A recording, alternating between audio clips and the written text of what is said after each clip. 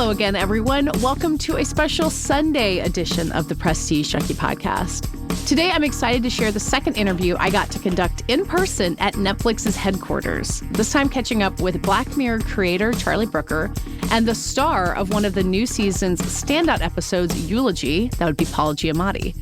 Charlie and Paul were already deep in conversation when I walked into the studio, and as you'll hear, they have a really excellent, curious dynamic together. Even if you didn't know that Paul hosts his own podcast, Chinwag, which is about a huge range of subjects, you can figure out by listening to this conversation that he's the kind of guy who wants to learn about basically everything. And Charlie Brooker, as you can tell just by watching Black Mirror, is really right there with him. Together, we talked about the making of Eulogy, in which Giamatti plays a man who is asked by an AI robot to conjure memories of his recently deceased ex-girlfriend and discovers some surprising truths about himself and his past in the process. We talked about the real-world use of AI, naturally, but also the ways that Black Mirror has been able to embrace technology and even how they conjured early 90s New York for the show. If you're listening on Spotify or want to look at the Anglers YouTube channel, you can watch the video of this conversation as well, or just stick around to hear more from Paul Giamatti and Charlie Brooker on Black Mirror.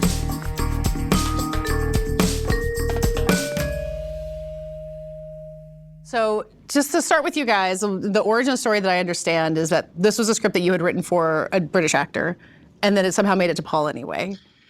It was written for an Englishman, and they couldn't get one, so they no had to go to available. an American. Exactly. I think to start, you see what happened. Let me. Okay. To start, so myself and Ella Rhodes, I met with her, and we were talking about what interests us from a sort of Black Mirror perspective, and we started talking about memory, and that led us to talk about photography and music and things like that.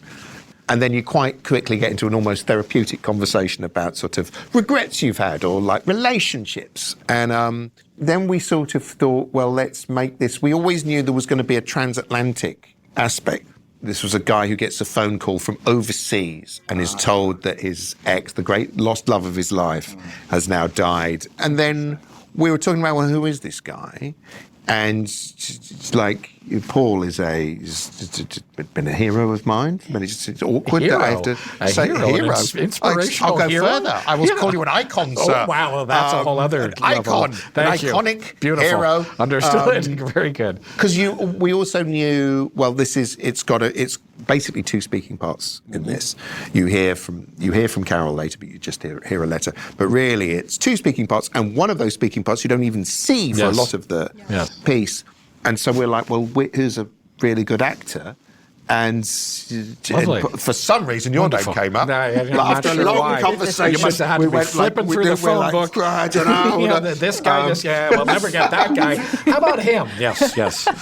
I know how it is. So it was just it was a thrill to actually get you in a Black Mirror. It was a thrill to be in. It was a humongous thrill for me. Yeah, well, you've said you've been a fan of the show and Charlie's work before that. Indeed, but when this comes to you, were you looking for something specific? Do you ever have I want to do something that lasts for whatever, not the length of a feature film, but of an episode of a show? Like, was there a hole that this fit for you other than just loving Black Mirror? Well, no, I mean, I think the Black Mirror is the kind of thing that's going to last a long time. So, I mean, that is it's one for the ages. That's a nice thing if you can get that.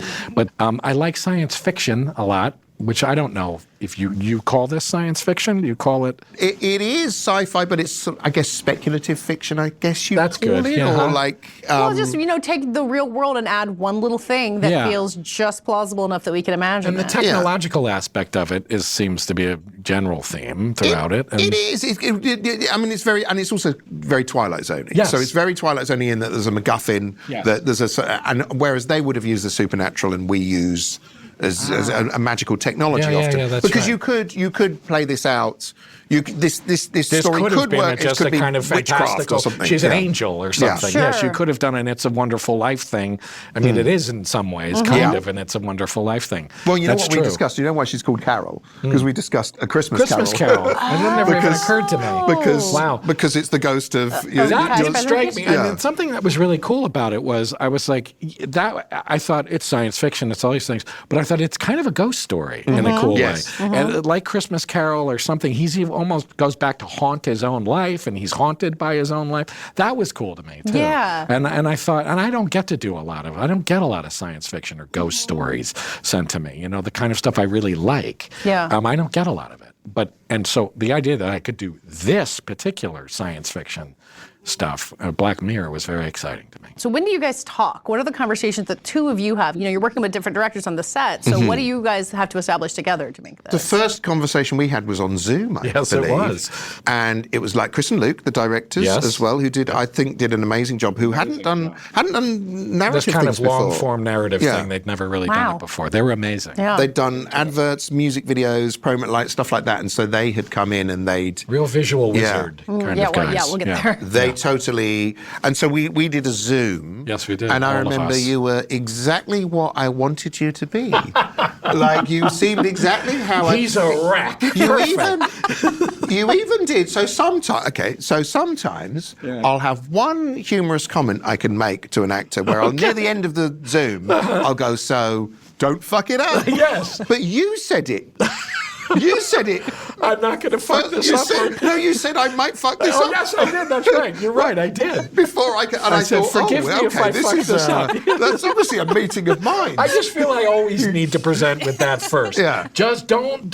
I want to warn you that there's an excellent chance I'm going to fuck this up.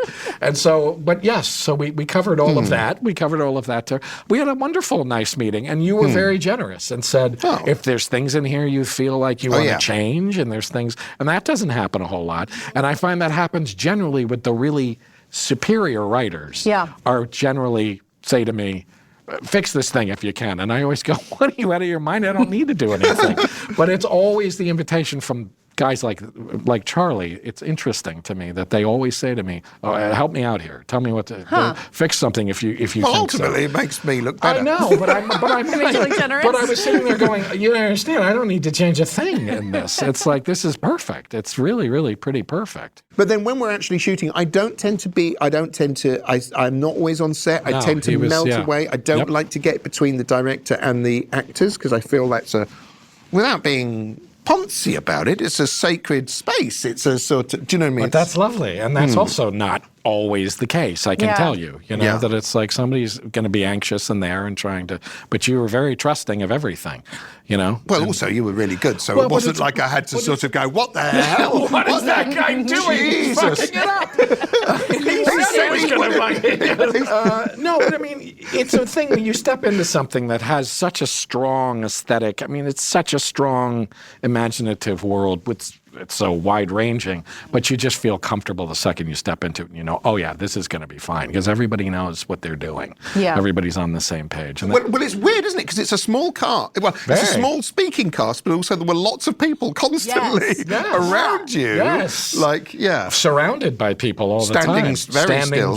Frighteningly still. Well, I think you've said that even before you started shooting, you did like a rehearsal of just walking through this room full of frozen people, which sounds very spooky. It was very spooky. It was surprisingly spooky. Both Patsy and I, Patsy Ferran, who plays the AI, who was tremendous, we were weirded out by it. I didn't expect to be find it as eerie as I did. These people were extraordinary. I mean, I think a lot of them, they were dancers and mimes, I think. So it was like their ability to be expressive. But the two actors who play Carol and myself, Declan and Hazel, they were amazing too. I mean, to express so much frozen like that, just an expression and body, that's hard. Yeah, that line she has about the younger you, being like, look at the look on your face. You can tell. And you can see it in his face. It's amazing. No, he was really good. And that, to find those people to be able to do that, that was extraordinary. Yeah. To find a guy who looks like me and he was a really good actor holding completely still all the time, that's amazing. Yeah. It was, because I think a lot of people assumed, I mean, there are obviously a lot of VFX in that episode because there's like things going on. But there's very little having to sort of stop it. There's occasionally somebody in the background would blink. Oh, is that true? You have to as a human. And so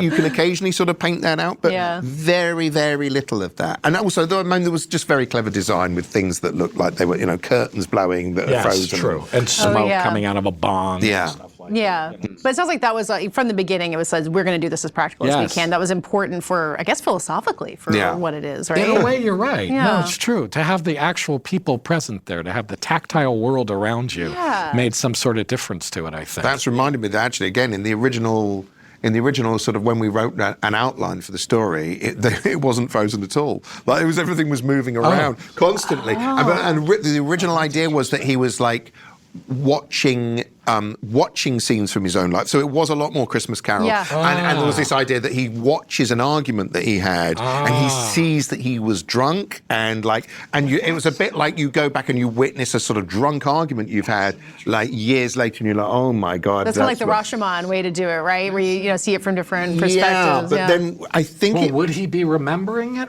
Is it still just his memory? This or was is he also the thing. The actual reality of it is always a question. Well, and it felt so Christmas Carol to do it like that. At one point, I think I just thought, no, let's simplify it. Often with Black Mirror, it's like you want to simplify it and simplify it and simplify it. And there was the minute that actually made it, oh no, everything's frozen, and also we'll lean into the fact that here, the first photo you go into, there's only one side of it. There's the only information of one sort of. That's going to be a cool visual. And it's eerie. It's a little like a ghost story, like you were saying. And it enhances the idea that as I get more accustomed to doing it, my memories begin to fill it out, which is really kind of cool too. Yeah. And it also meant that's where the he can't remember her face thing came from. And how much of it is him actually remembering the actual details or not. But then finally in the end, to some extent, I guess he's seeing her for real finally. Yeah. Well, and I feel like it taps into this thing that's really relatable yearning. Like you look at a picture like, oh, if I could just see around the corner, I could see what this thing was. I'm trying to remember that. Like that's so much of Black Mirror, right? Is you take something that's like a very understunderstandable human impulse and you just go a little bit further with it. And it's like we all feel ourselves being pulled into it in the same way. Like I assume you read that and that's one of the things you connect with. That like who hasn't looked at a photo and wanted to jump right back into it? Yeah, for sure. Yeah, for sure. So how did you guys get the early 90s with the, transferring from Manchester to New York, I guess, right? Like the early 90s like culture aspect. Was that your input? Was that coming from other places? It's never specified that it's New York, is it? It's never said it's New York, but it clearly is New York. He says something about where the coupe is. He says it's in Brooklyn, does he say that? Oh, I think maybe you're right. Maybe he does. Again, that's not really a world I know. We had a production design. We had a big book of photos from there. Some big book of sort of really cool photos of people in the early 90s in New York looking much cooler than people in Britain were in interesting T-shirts and with better weather. Yes. And probably better teeth. I can tell you that first set, the rooftop barbecue thing, was eerily like the roof of a building I lived in down on the Bowery in Great Jones Street, and then that area of Manhattan before it got massively gentrified. Sure. It was eerily spot on. Yeah. It was really like, because the guy's my age. And so looking back at it, I was like, this is crazy how accurate this is. It was a world that felt familiar They did it beautifully. Oh, crazy how accurate. So we know it's New York, but why Cape Cod? Like, why of all the places that this guy could live was at Cape Cod? Why? I think that was because we wanted to place him we knew we wanted him to be somewhat isolated, and we placed him somewhere.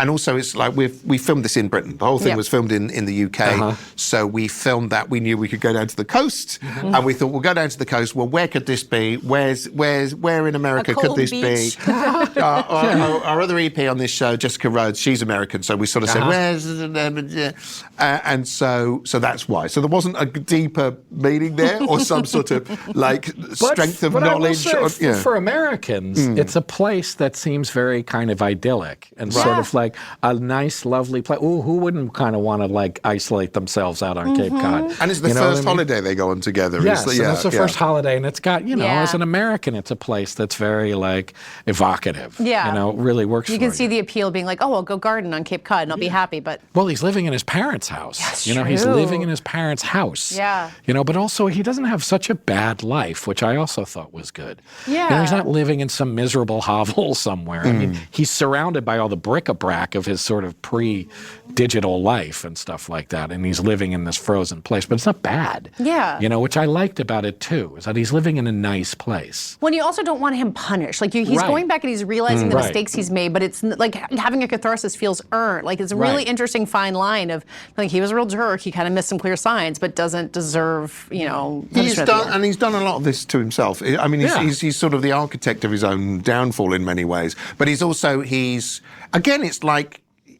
interesting that from a Black Mirror perspective, we're not revealing that he's a murderer or something. I mean, it's not, because quite often in Black Mirror, where it's like suddenly, this person you've been rooting for is a terrible. I was waiting when I read it for the first time. I kept waiting for the horrible moment, and then thought, oh my God, it doesn't have one of those moments. I get one of the nicer ones. Yes, I was like, oh, this is actually quite sweet. Well, and it's almost the reverse, because he discovers that she wasn't this horrible person. He discovers she wasn't this horrible person. He kind of had to tell himself she was. Yes, that's right. Yeah. And so it's kind of the reverse, I guess, of what we quite sometimes do in the show. Yeah. Well, when you're making a season, do you feel like you need that balance? Do you need to have the episode or two that gives you the little bit of hope for humanity amid the darker the bleakness? stuff?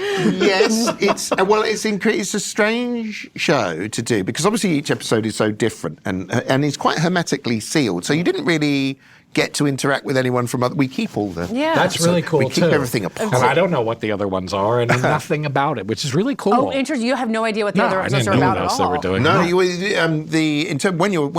when thinking of the season overall, I usually don't have all of them when we go. Like, it's quite. Amazing. What I know is it's an odd show to do, because you know that as time has gone on, when we first started doing Black Mirror, every episode was like a sort of angry punk single, and do you know what I mean? It's like British nasty and the Prime Minister and a pig, and it's like it's horrible, nasty, it's horrible. And then when we went to Netflix, and I knew we were like, because we only did seasons of 3 episodes in the UK, and I thought, well, I've got to broaden what this is a bit, or I'll go mad. The first one I wrote was this episode, San Junipero, that's a really positive, like the most, because I thought I'll write the most positive one I can that'll blow the cobwebs out in it. Yeah. But it went down very well. What it means. It's a bit like being in a band where you do punk singles and you do big love ballads. Right, yeah. And so the audience is sometimes, you get some people who only like one of those flavours, but it does mean that we know that overall in the season you do definitely want to mix. So we knew. Yeah. When we did this, I don't think Common People, which is like a really bleak episode, was not written at the point that we did this. I think I just thought, it was also such an irresistible idea. And in terms of analogues for other episodes, we did an episode, The Entire History of You, in the first series, and Be Right Back in the second series. And it's kind of a companion piece to those. They're all sort of meditations on memory and grief. And it's weird. It's a bit like being in a band and going, this is an acoustic number. And now this is an electro pop. Yeah. And so I'm trying to make a mix of those. And also, sometimes you're like, well, we know we're going to spend. Like, we've got a spaceship in one, and that's going to cost us this much. That too. Although, to start with this, I was like, well, so let's do it sort of, there'll be a contained piece, and it's like, and then you're like, there's a lot of people. There's a lot of VFX involved in this. Yeah, it's true. It was complicated. A lot of things to do. So but that's the extent of the sort of pre-planning. That goes on in my head. I wanted to ask about the end when we get to the actual eulogy, which is I don't think there's any dialogue in that sequence. And we see the people sitting in the church or the pews with the device on their temples, but we don't see what they're seeing. We don't see if there's like a projection or like what the actual product that's being made from all of this is. Like, what is it? Yeah, it feels great that mystery is there, but I wonder how that landed as being what it should be. I think the conversation with Ella, one of the things I mentioned was I'd had to come up with during the pandemic, somebody I knew had passed away, and there was going to be an online memorial for them, and I was asked to contribute like some memory, like, because it's just like an anecdote about this person. And so you'd do that. I recorded something and it was uploaded to this thing, which you could sort of then browse through, this kind of multimedia presentation of fragments of the memories of this person's life. And so the idea was definitely that there'll be some memory that you see. Now, I think, again, we don't say this in the script, actually. Which I like that you don't really, it's mysterious. Because we did discuss, should you see it? Should you go through and there's like people there, like they're sort of like, waving at Carol virtually. I kind of think that the moment he has, because the guide is constantly saying to him, would you like to curate this? Would you like me to upload this moment? Yeah. Would you like me to? And we don't actually say, but I think the moment he uploads is the moment where he's standing in the doorway watching her play the cello, which feels like the most real. The actual her. Yes. Yeah. And it was always, there was never any dialogue in the script. It's quite specific about. I think it actually would just follow exactly what it says in the script. That it cuts in between the. music, which we didn't know what the piece of music was going to be at the time. Oh, that's gorgeous. I assume it is actually original. Yeah, original piece of music. Yeah. Do they have Emmys for that? For the original composition? It's an amazing piece of music. Because I think it's a great. It really is. It's a tearjerker, and we've had lots of people requesting really it. important. You can find it on your streaming services. It's wonderful.